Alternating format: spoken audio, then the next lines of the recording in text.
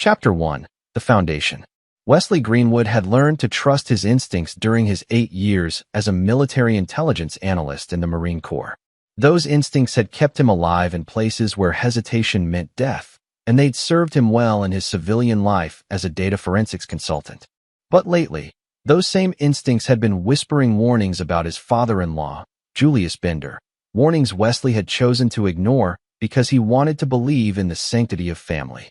The Greenwood home in suburban Portland was a modest 2-story colonial, the kind of place where neighbors actually knew each other's names. Wesley and his wife, Melissa, had bought it 3 years ago, right after their wedding. Their daughter, Emma, had arrived 10 months later, a screaming, beautiful 8-pound miracle that had transformed their entire world. Julius Bender had seemed like the model grandfather. At 62, he was a retired pharmaceutical sales representative with silver hair, an easy smile, and a genuine laugh that could fill a room. He'd been devoted to Emma from day one, showing up with gifts, offering to babysit, sharing stories about raising Melissa and her younger sister, Camille. His wife, Teresa, had passed away from cancer 2 years before Emma's birth, and Julius often said his granddaughter had given him a reason to keep living.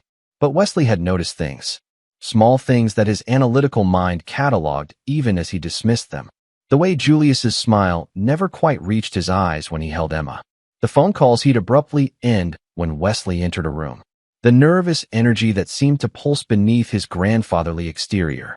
The fact that Julius had suddenly become far more interested in Wesley and Melissa's schedules, always asking when they might need a babysitter, practically begging for opportunities to be alone with Emma. "You're overthinking it," Melissa had said 3 weeks ago when Wesley mentioned his concerns. She was sitting on their bed, brushing her auburn hair, getting ready for sleep. "Dad's just lonely since Mom died. Emma makes him happy. Isn't that a good thing?" Wesley had dropped it. Because what was he supposed to say? "Your father creeps me out, even though he hasn't actually done anything wrong." That would have gone over well. Now, on this Friday evening in late October, Wesley was adjusting his tie in the bedroom mirror while Melissa applied her makeup at the vanity. It was their 5th wedding anniversary, and they had reservations at Carmine's, an Italian restaurant downtown that had been booked solid for months. "Did you pack Emma's overnight bag?" Melissa asked, leaning close to the mirror to apply mascara. "Checked it twice," Wesley confirmed. "Diapers, formula, her favorite blanket, the works. Your dad has our cell numbers, the restaurant number, and I left the list of emergency contacts on the fridge." Melissa turned to him with a radiant smile. At 32, she still took his breath away, the same woman he'd fallen for 6 years ago at a mutual friend's barbecue. "You know Dad's done this before. He'll be fine." "I know." Wesley forced a smile. "Just want to make sure everything's covered." The doorbell rang at 5:45 p.m. Julius stood on the porch wearing khakis and a cardigan, looking every bit the doting grandfather. "The lovebirds ready for their big night?" he called out cheerfully as Wesley opened the door. "Come in, Dad," Melissa said, rushing down the stairs with Emma in her arms. The 10-month-old was gurgling happily, her blonde curls bouncing. "Thanks again for doing this. I know it's last minute." "Last minute? I've had this marked on my calendar for weeks." Julius reached for Emma, who went to him without fuss. "We're going to have so much fun, aren't we, Princess? Maybe Grandpa will even let you stay up past your bedtime." Wesley grabbed their coats from the closet. "She should go down around 7:30. She's been a little fussy with her teething, so there's baby Tylenol in the diaper bag." "I know," Julius interrupted gently. "Wesley, I raised 2 daughters. I think I can handle one baby for a few hours. Right?" "Sorry." Wesley felt foolish. He was being overprotective, letting his paranoia get the better of him. They went through the house tour, showing Julius where everything was, though he'd been there dozens of times. The formula was in the kitchen cabinet. Emma's favorite stuffed elephant was in the crib. The baby monitor was already on. The alarm system code was 4-7-2-1, though Julius knew that too. "Oh, and the Ring doorbell is active," Wesley mentioned as they headed toward the door. "So if anyone comes by, we'll get an alert on our phones." Something flickered across Julius's face, too quick for Wesley to identify. Then the older man smiled. "Technology these days. When Melissa was a baby, we didn't have any of that." "Different times," Wesley agreed, though his instincts were humming again. They left at 6:05 p.m., Melissa practically glowing with excitement. It was the first time they'd been out alone together since Emma was born. Wesley pushed his concerns down deep, determined to give his wife the anniversary she deserved. Chapter 2. The Alert. Carmine's was everything they'd hoped for. Dim lighting, excellent wine, and food that made Melissa close her eyes in appreciation with every bite. They talked about everything except Emma for the first hour, reconnecting as husband and wife instead of just co-parents. Wesley felt himself relaxing, the tension in his shoulders finally easing. At 7:45 p.m., his phone buzzed. Ring doorbell alert. Wesley frowned and pulled out his phone while Melissa was mid-sentence about potentially taking a vacation next summer. The app loaded slowly, and his heart rate picked up inexplicably, that old combat alertness flooding his system.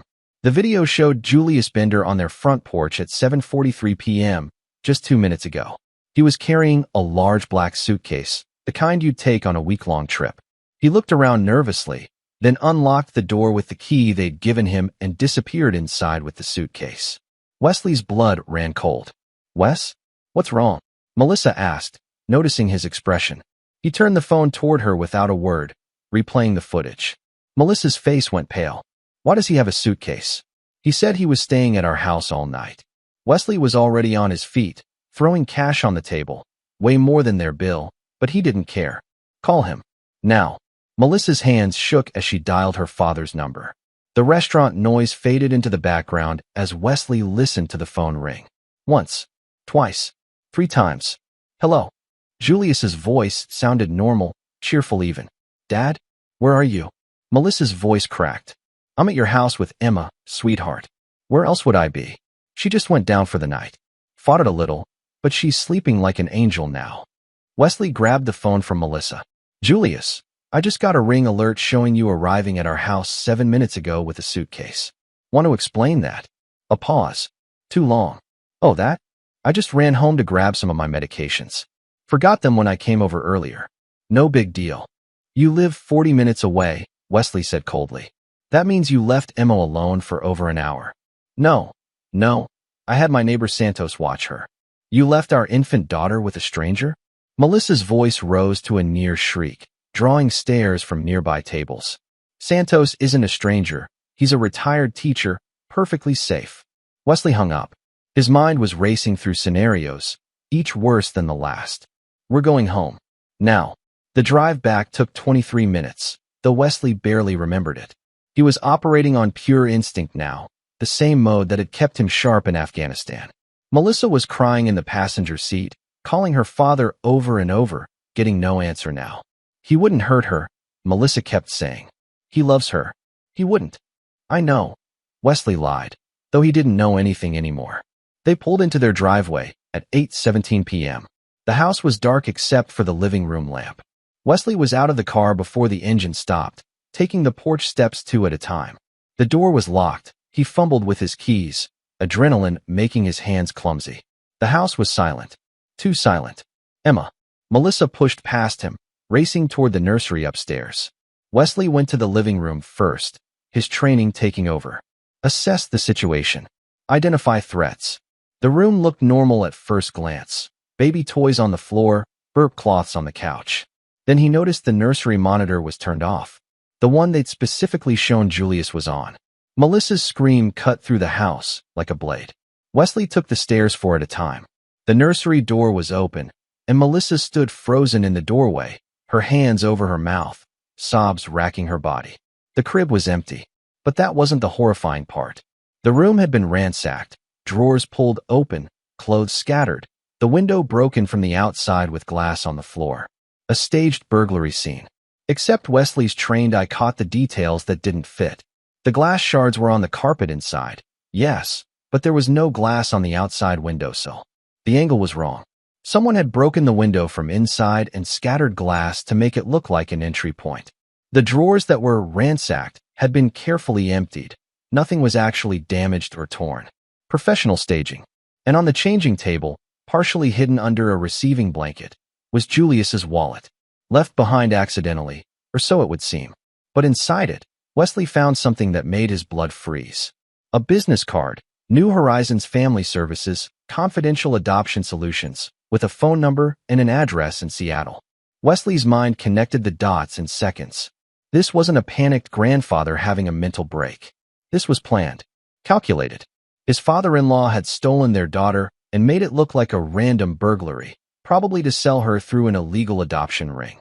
"Call 911, Wesley said, his voice deadly calm. "Tell them Emma's been kidnapped." Melissa collapsed on the floor, still sobbing.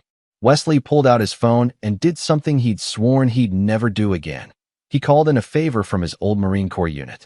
Chapter 3. The Discovery. Detective David Parrish arrived at 8:47 p.m. with 2 uniformed officers and a forensics team. He was a weathered man in his 50s with sharp eyes and a no-nonsense attitude. Wesley had dealt with him once before on a fraud case for one of his corporate clients. "Mr. Greenwood," Parrish said, shaking his hand. "Walk me through what happened." Wesley laid it out chronologically, showing him the ring footage, explaining the timeline, pointing out the inconsistencies in the staged crime scene. Parrish listened without interrupting, taking notes. "And your father-in-law, Julius Bender, he has a key to your house." "Yes, we trusted him." Wesley's jaw clenched. "That was a mistake." Parrish examined the business card. "New Horizons Family Services. I'll have my team look into it. But off the record, this has all the hallmarks of a black market adoption operation. We've been hearing whispers about something operating in the Pacific Northwest, but nothing concrete." Melissa had been sedated by the paramedics and was lying on the couch with her younger sister, Camille Haynes, who'd arrived 20 minutes earlier. Camille was 28, a yoga instructor with a fierce protective streak. She kept shooting death glares at nothing, as if she could kill Julius Bender with pure hatred. "How long before you can trace him?" Wesley asked. "We've got an APB out on his vehicle. We're tracking his phone, checking traffic cameras. If he's still in the state, we'll find him." Parrish hesitated. "But Mr. Greenwood, if this is what I think it is, if he's connected to an organized ring, they move fast. They might have already transferred Emma to." "Don't," Wesley cut him off. "Just don't." After Parrish left to coordinate the search, Wesley went down to his basement office and locked the door. This room was his sanctuary, lined with computer equipment, 3 monitors, and enough hardware to run a small intelligence operation. Old habits died hard. He pulled up the ring footage again, this time on his large monitor, and began analyzing it frame by frame. Julius's body language showed stress, darting eyes, checking his phone repeatedly. The suitcase was heavy. Julius had struggled with it slightly going up the steps. Wesley enhanced the image. On the suitcase was a baggage tag from SeaTac Airport, partially visible. He zoomed in, cleaned up the pixels. The flight number was partially legible, AS1, something. Alaska Airlines. Departing SeaTac. He cross-referenced Julius's credit cards. He'd gotten access to his father-in-law's information months ago, when Julius had asked him to help set up online banking. The old man wasn't tech-savvy, had used his birthday as his password for everything. There. A charge from Alaska Airlines, dated for today. Flight AS 1547, departing at 11:55 p.m. Destination, Mexico City. Wesley checked the time, 9:23 p.m. Just over 2 hours until takeoff. He dove deeper, hacking into Julius's email account. It wasn't even hacking, really. The man's password was Melissa 1991, his daughter's name and birth year. Pathetically simple. The emails painted a picture of desperation and greed. Julius had lost over $200,000 in bad stock investments 6 months ago. He'd borrowed money from a loan shark named Maurice Garner. The interest had compounded viciously. He was drowning in debt, staring at bankruptcy and worse. Then, 3 months ago, a different tone in the emails. Julius had been contacted by someone named Santos Dotson from New Horizons Family Services. They had a proposal. Healthy infant babies could fetch $50,000 to $150,000 from wealthy international couples who couldn't adopt through legal channels. Julius had resisted at first. The emails showed his reluctance. "I can't betray my family like this." But Santos had been persuasive, and the debt had been crushing. The emails grew darker. "Your granddaughter is perfect.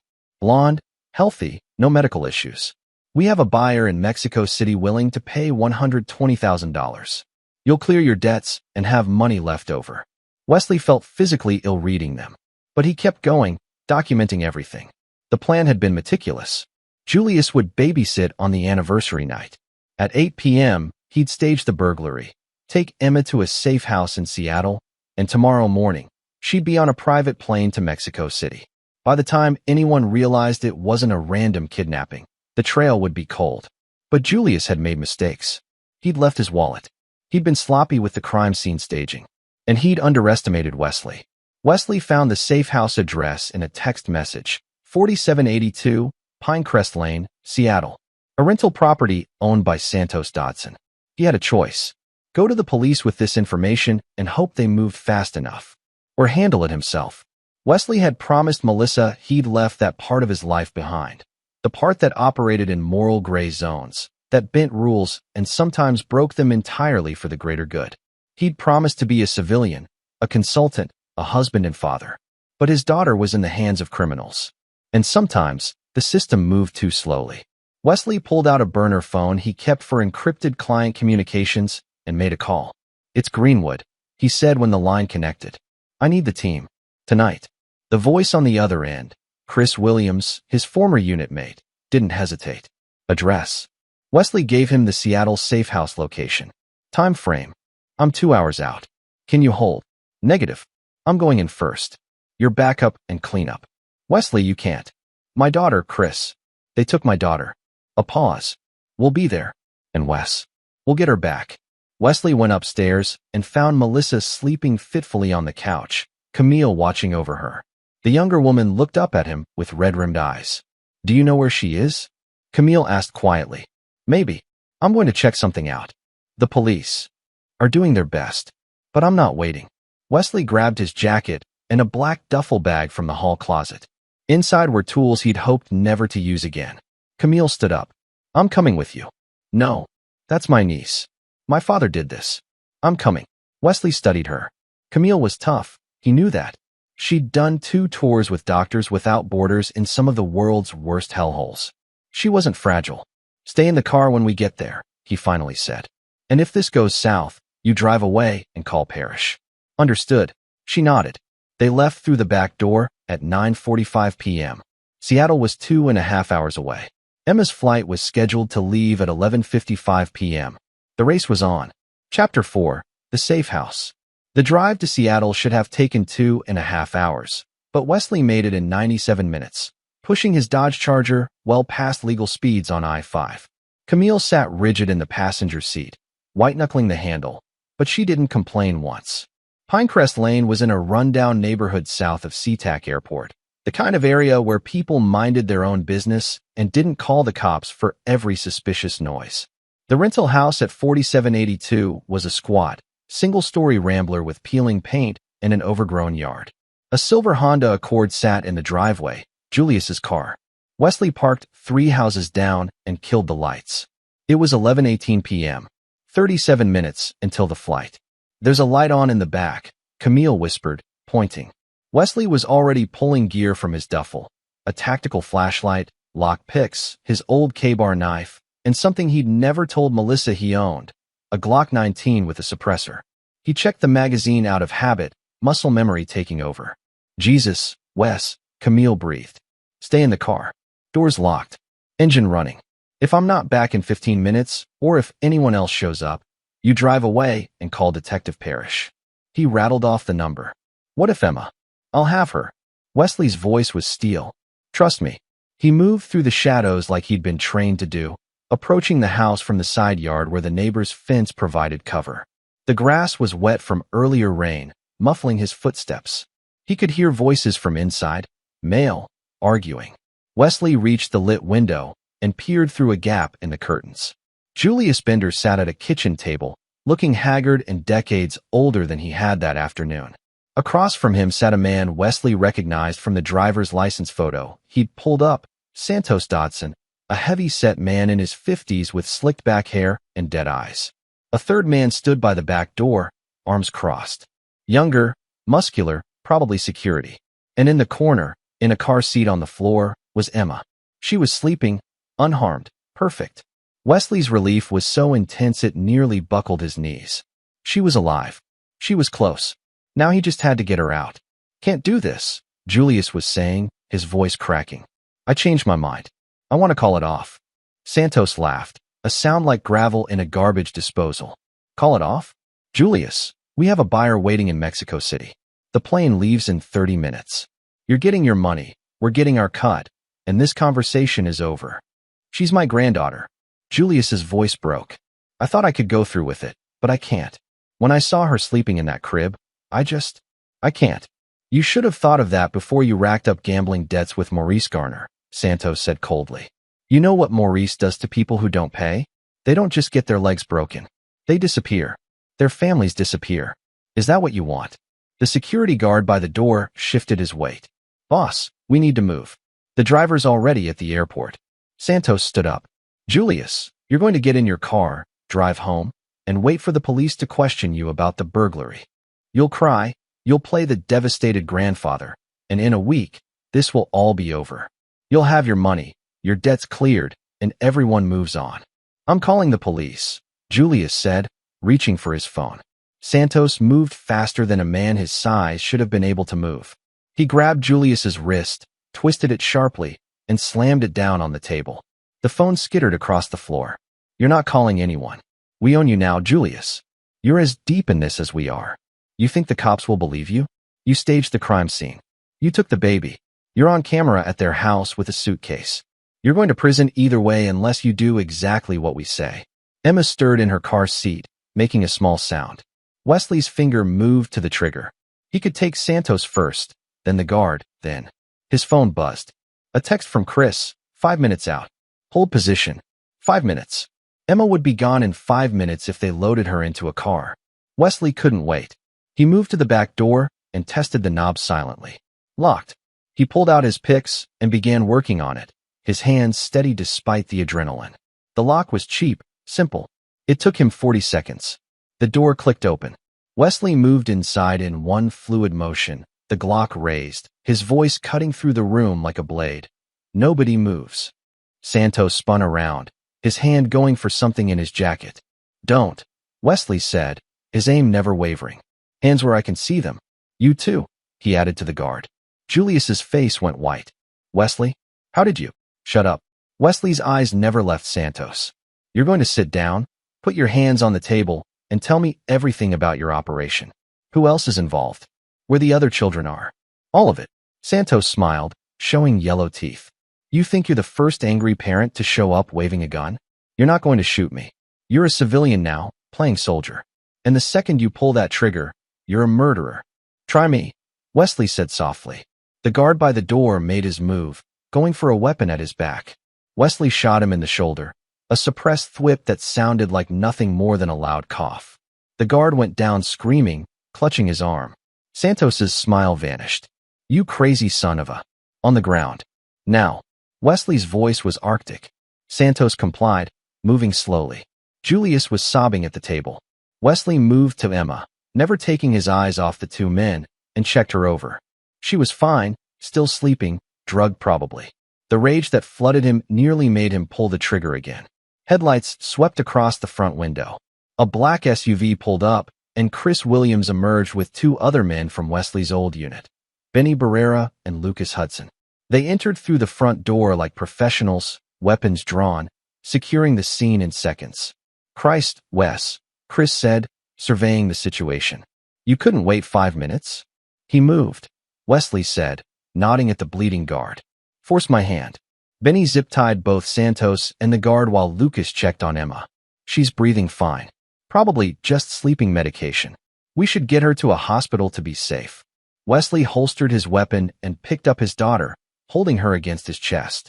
She was warm and perfect and alive, and his hands were shaking now, the adrenaline crash hitting him. What do we do with these two? Chris asked, nudging Santos with his boot. Wesley looked at Julius, who wouldn't meet his eyes. My father-in-law is going to tell Detective Parrish everything. Every name, every buyer, every location. He's going to cooperate fully, and in exchange, I won't personally ensure he spends the rest of his miserable life in the worst hole I can find. Julius nodded frantically. Yes, I'll tell them everything. I'm sorry, Wesley. I'm so sorry. Save it. Wesley turned to Santos. And you're going to tell me who Maurice Garner is and where I can find him. Santos spat on the floor. Go to hell. Wesley handed Emma to Chris and crouched down next to Santos, his voice dropping to a whisper only the man could hear. You know what I did before I became a consultant? I extracted confessions from terrorists in Afghanistan. I got really good at it. Now, you can tell me what I want to know, or I can call in some old friends who owe me favors, and we can spend the next few hours finding out exactly how much pain you can endure before you break. Your choice. Santos's face went pale. Maurice runs a loan sharking operation out of a nightclub in downtown Portland. The Velvet Room. That's all I know. Not good enough. Phone. Now. Lucas tossed Wesley a burner phone he'd pulled from Santos's pocket. Wesley scrolled through the contacts and messages. Pay dirt. Santos had been coordinating with multiple people, drivers, pilots, buyers. There were at least 6 other children who'd gone through New Horizons in the past year. Wesley's jaw clenched. This was bigger than he'd thought. Chris, call Detective Parrish. Give him this address. Tell him Julius Bender is here and ready to confess. What are you going to do? Chris asked. Wesley looked at Santos. I'm going to make sure every single person involved in this nightmare pays for what they've done. And I'm going to do it before the sun comes up. Chapter 5, The Route. Wesley left Emma with Camille at Seattle Children's Hospital while he went hunting. The doctors confirmed what Lucas had suspected. Emma had been given a mild sedative, nothing harmful, and would sleep it off with no lasting effects. Camille sat by the hospital crib, refusing to leave, texting updates to Melissa every few minutes. Bring them all down, Camille had said to Wesley as he left. Every single one. The Velvet Room was in Portland's Pearl District, a trendy nightclub with a VIP entrance and bouncers who looked more like linebackers. It was 1:47 a.m. when Wesley arrived with Chris and Lucas. Benny had stayed behind to wait for Detective Parrish and ensure Julius and Santos didn't go anywhere. Wesley had changed clothes at a rest stop, trading tactical gear for a tailored suit he kept in the trunk for client meetings. Chris and Lucas had similar disguises. They looked like successful businessmen out for a night of expensive drinks and bad decisions. The bouncer at the VIP entrance barely glanced at Wesley's fake ID, courtesy of Lucas, who had connections Wesley didn't ask about, before waving them through. The club was packed despite the late hour, bass thumping through the floor, strobes painting everything in neon chaos. Wesley moved through the crowd like a ghost, his eyes scanning for security cameras, exit routes, potential threats. Old habits. Morris's office is upstairs, Lucas said into Wesley's ear, barely audible over the music. Northeast corner. 2 guards, probably armed. How do you know that? Wesley asked. I did some consulting work for Maurice 2 years ago. Security systems. Before I knew what kind of person he was. Lucas's expression was grim. Didn't finish the job once I figured it out. They made their way to the stairs, but a wall of muscle blocked their path.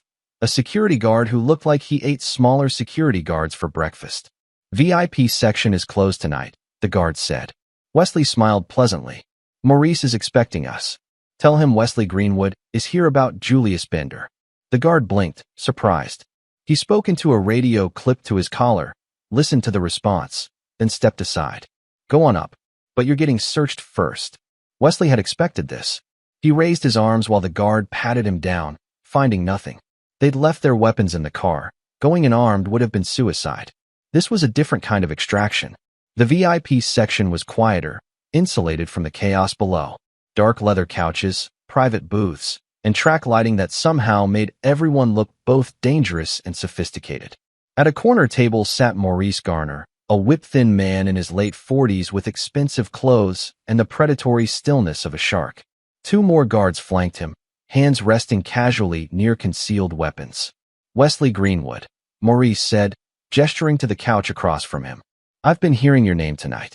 Santos called me an hour ago from police custody, very upset. Said you ruined a lucrative business arrangement. Wesley sat, Chris and Lucas flanking him. Santos is part of a kidnapping ring that took my infant daughter.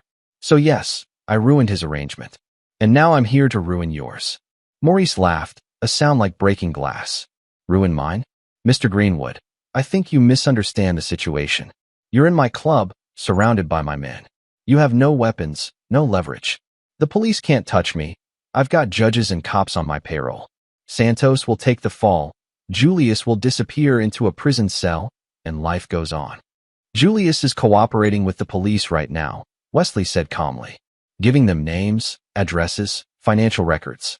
Every loan you've made, every threat you've issued, every illegal deal you've brokered. By sunrise, you'll be finished. Morris's smile never wavered. Julius is a degenerate gambler who staged a kidnapping. His word against mine. And I have a team of lawyers who eat innocent men for breakfast. Wesley leaned forward. What if I told you I have Santos's phone, with messages between him and you discussing the sale of children, with evidence of money laundering through your loan operations, with documentation of bribes to officials? He'd spent the drive from Seattle combing through every byte of data on that phone. What if I told you I've already sent copies to the FBI, DEA, and IRS? Morris's smile finally cracked. You're bluffing. Am I? Wesley pulled out his own phone and showed Maurice a screenshot of an email receipt sent at 1:23 a.m. to federal.tips@fbi.gov with multiple attachments. I'm a data forensics consultant, Maurice. I know how to build an unbreakable case. And I just handed them yours on a silver platter. The guards shifted nervously. Morris's jaw clenched. You just signed your own death warrant. Maybe, Wesley agreed. But here's the thing. I also sent a dead man's switch to 5 different investigative journalists.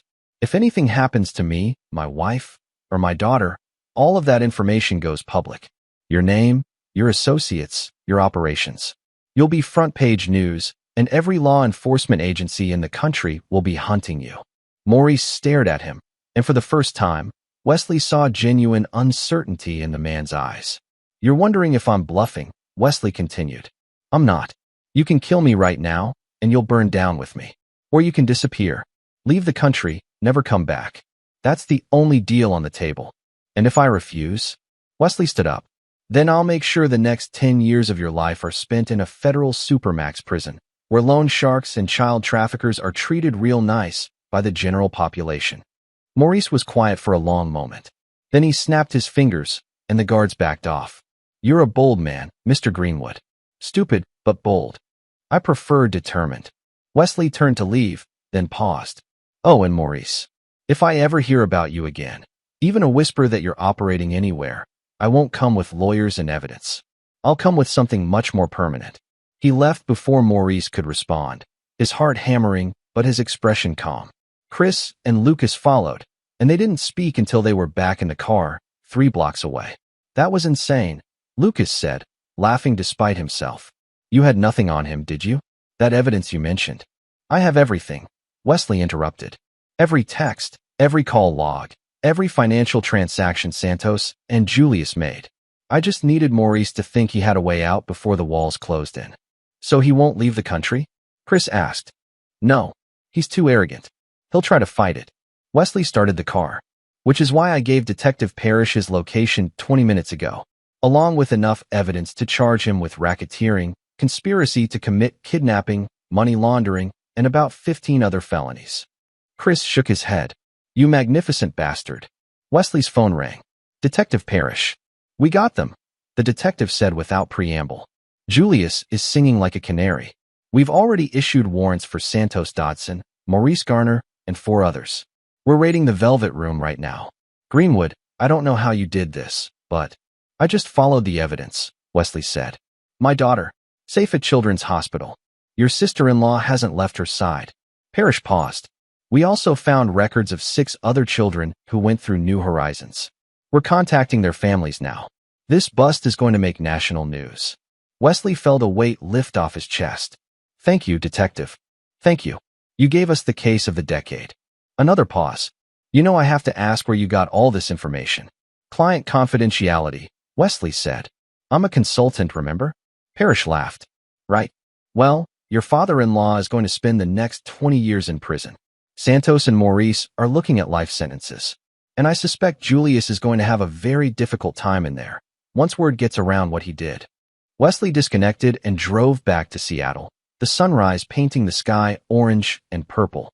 He was exhausted, running on adrenaline and coffee, but he'd never felt more alive. Chapter 6. The Aftermath. Emma was released from the hospital at 9:30 a.m. Melissa had driven up from Portland with Detective Parrish escort, and when she walked into that hospital room and saw her daughter, she collapsed in tears. Wesley held them both, his family intact against all odds, and let himself feel the emotion he'd been suppressing for 12 hours. Julius Binder was arraigned that afternoon, charged with kidnapping, conspiracy, child endangerment, and a dozen other felonies. He pleaded guilty and cooperated with the prosecution, giving them enough evidence to dismantle the entire New Horizons network. 6 families got their children back.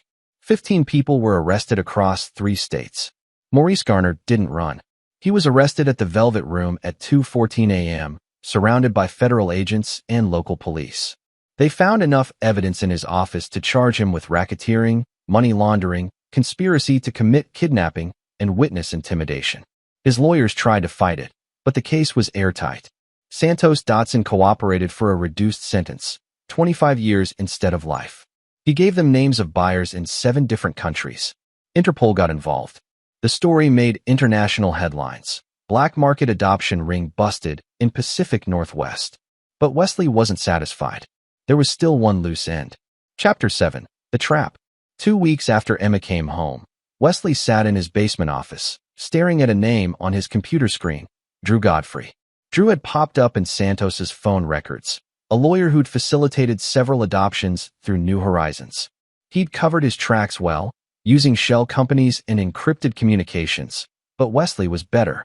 He'd found the connections, traced the money, and discovered something that made his blood boil. Drew Godfrey had known about Julius's plan from the beginning. He'd been the one to vet the buyer in Mexico City. He'd drafted the fake adoption papers. And when Santos got arrested, Drew had destroyed evidence and disappeared before the police could find him. Detective Parrish had confirmed it when Wesley brought in the evidence. Godfrey's in the wind. We have warrants, but he could be anywhere. Wesley had other ideas.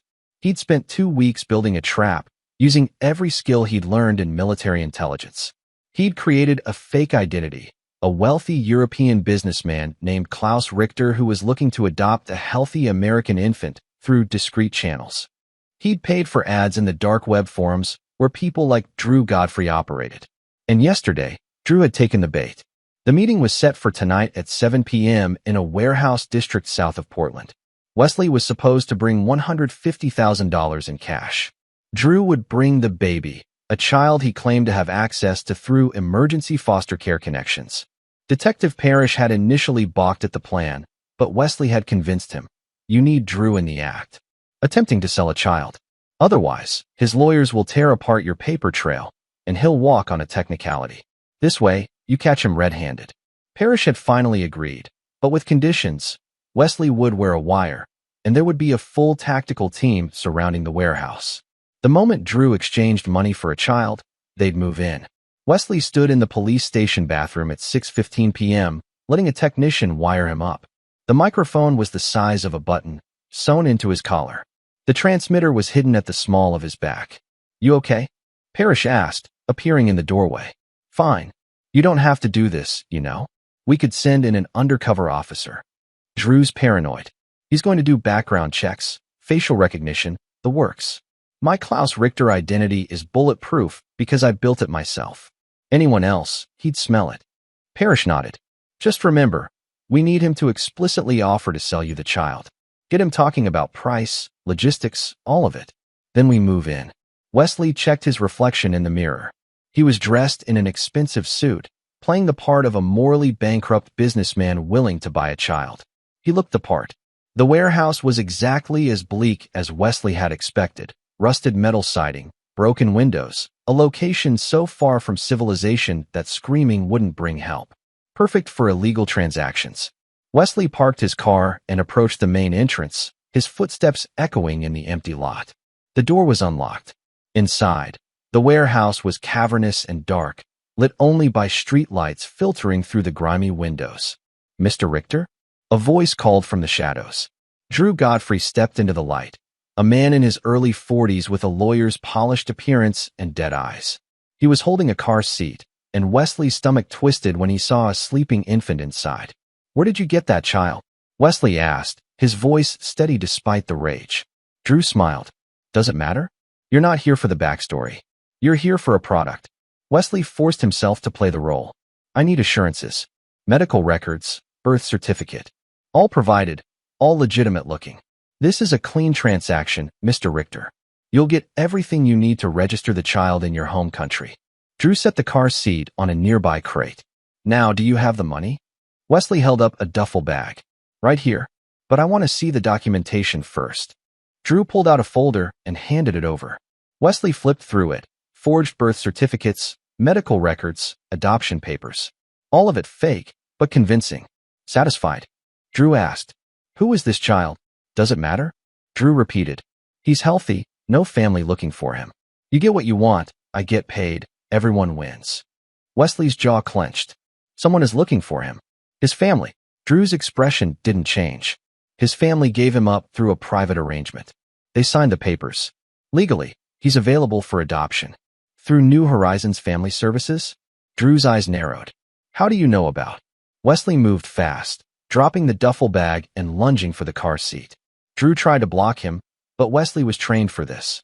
He swept Drew's legs, sending the lawyer crashing to the concrete floor, then grabbed the car seat and backed away. Police. Don't move. Officers poured through every entrance, flashlights cutting through the darkness, weapons drawn. Drew scrambled to his feet, his face contorted with rage. "You son of a bitch. You set me up." "Detective Parrish, you'll want to hear this," Wesley said, tapping his collar where the wire was hidden. "Mr. Godfrey here just tried to sell me an infant for $150,000. I believe that's trafficking of a minor, conspiracy to commit fraud, and about a dozen other felonies." Parrish appeared from the shadows, reading Drew his rights. "Drew Godfrey, you're under arrest for child trafficking, conspiracy to commit kidnapping, and fraud. You have the right to remain silent. This is entrapment." Drew shouted as officers cuffed him. "My lawyers will tear this apart. Entrapment requires law enforcement to induce someone to commit a crime they weren't already predisposed to commit," Wesley said calmly. "You've been selling children for years. I just gave you another opportunity. That's not entrapment. That's you doing what you've always done." Parrish took the car seat from Wesley, peering at the sleeping infant inside. "EMTs are en route to check him over. We traced his origin. He was reported missing from a foster home in Tacoma 3 days ago. Family's been frantic." Wesley felt the satisfaction settle over him like a warm blanket. Another child saved. Another monster caught. Chapter 8. The Trial. The trials happened fast, by legal standards. The prosecution had overwhelming evidence, and most of the defendants took plea deals to avoid life sentences. Julius Bender went first. He pleaded guilty in exchange for 20 years in a medium-security prison. At his sentencing, Melissa read a victim impact statement that brought the entire courtroom to tears. "You were my father," she said, her voice shaking. "I trusted you with the most precious thing in my life, and you tried to sell her like she was property. You didn't just betray me. You betrayed every value you ever taught me about family. I hope you spend every day of your sentence thinking about what you destroyed." Julius wept in his orange jumpsuit, but said nothing. Santos Dotson got 25 years. Maurice Garner got life without parole, the judge citing his extensive criminal history and the particularly heinous nature of profiting from the suffering of children. Drew Godfrey fought his charges, confident his lawyers could find a loophole. They couldn't. The wire recording was damning, and the child he'd tried to sell testified through a guardian ad litem about his kidnapping from the foster home. The jury deliberated for 3 hours. Guilty on all counts. At his sentencing, the judge looked at Drew with undisguised contempt. "You are a lawyer, Mr. Godfrey. You took an oath to uphold the law, to protect the vulnerable. Instead, you preyed on the most innocent among us. You facilitated the kidnapping and sale of children, treating them as commodities. This court finds no mitigating factors in your behavior. I hereby sentence you to life in prison without the possibility of parole." Drew's face went white. No, you can't." "I can, and I have. Take him away." Wesley watched from the gallery as Drew was let out in chains, screaming about appeals and injustice. Melissa sat beside him, holding Emma, now nearly 13 months old, babbling and trying to grab at everything. "Is it over?" Melissa whispered. "It's over," Wesley confirmed. But there was one more thing he needed to do. Chapter 9. Full Circle. 6 months after the trials, Wesley and Melissa hosted a barbecue at their house. It was a warm July afternoon, the kind of perfect summer day that made you forget about darkness in the world. In their backyard were the families of the 6 children who'd been rescued from New Horizons. Some of the kids were too young to understand what had happened. Emma certainly was, but the parents understood. They understood what Wesley had risked, what he'd done to bring their children home. To Wesley, said Terry Lopez, the mother of a 2-year-old boy who'd been taken from a park in Eugene. She raised her glass of lemonade. The man who gave us our lives back. Everyone cheered. Wesley felt his face flush with embarrassment. I just did what anyone would. No, interrupted Stephen Wise, father of 3-year-old twins who'd been abducted from a daycare. You did what most people couldn't. You didn't wait for the system. You didn't sit back and hope. You hunted them down and made them pay. Wesley looked at Melissa, who was smiling at him with tears in her eyes. I had help, he said. Detective Parrish and his team, my old unit, everyone who believed these children deserved justice. But you were the catalyst, Parrish said, appearing from the kitchen with a plate of burgers. He'd become a friend over the past months, often stopping by to check on Emma. Without your investigation, we'd still be chasing ghosts. The afternoon wore on. Children played on the swing set Wesley had installed, Emma toddling after the older kids, laughing when they pushed her on the baby swing. Parents swapped stories, contact information, promises to stay in touch. As the sun began to set, Wesley found himself alone on the back porch for a moment, watching the families gathered in his yard. Melissa came up beside him, slipping her hand into his. Do you have any regrets? She asked quietly. Wesley thought about that question. He'd killed a man. Well, shot him in the shoulder, but it could have been lethal. He'd threatened others. He'd operated outside the law in ways that would have landed him in prison if things had gone differently. No, he said finally. I'd do it all again. Even knowing what my father did. What he tried to do. Wesley turned to face her. Your father made his choices. They don't reflect on you. And Emma will never know him, which is probably for the best. Melissa leaned against him, and they stood there in comfortable silence for a while, watching their daughter play. Camille told me something interesting, Melissa said eventually. She said Julius had a visitor in prison last month. Wesley's jaw tightened. Who? Teresa's sister, his former sister-in-law. Apparently, she told Julius that Teresa would have been ashamed of him, that he dishonored her memory and destroyed the family she loved. Julius broke down completely. Good, Wesley said without sympathy. The guards have him on suicide watch now. Wesley felt nothing. No pity, no satisfaction. Just emptiness where concern for Julius Bender used to be. He made his bed. Later that evening, after all the guests had left and Emma was asleep in her crib, Wesley went down to his basement office. He opened a locked drawer and pulled out a file folder labeled New Horizons, Remaining Threads. Inside were names of people who'd gotten away. Buyers who'd successfully adopted children through the ring before it was busted. People who were living normal lives with stolen children, and the law couldn't touch them because the adoptions had been finalized before the investigation began. Wesley stared at those names for a long time. Then he put the folder back in the drawer and locked it. Some battles you fought. Some you had to let go. He went upstairs and found Melissa in Emma's nursery, just watching their daughter sleep. Everything okay? Melissa whispered. Everything's perfect, Wesley said, and meant it. They stood together in the doorway, watching their daughter breathe, her little chest rising and falling in the peaceful rhythm of sleep. The nightmare was over. Justice had been served. Their family was whole. Tomorrow would bring new challenges, new cases for Wesley to work, new adventures for Emma as she grew. But tonight, they had peace. And for the first time in months, Wesley Greenwood slept without nightmares, knowing he'd protected what mattered most. This is where our story comes to an end. Share your thoughts in the comments section. Thanks for your time. If you enjoy this story, please subscribe to this channel. Click on the video you see on the screen, and I will see you there.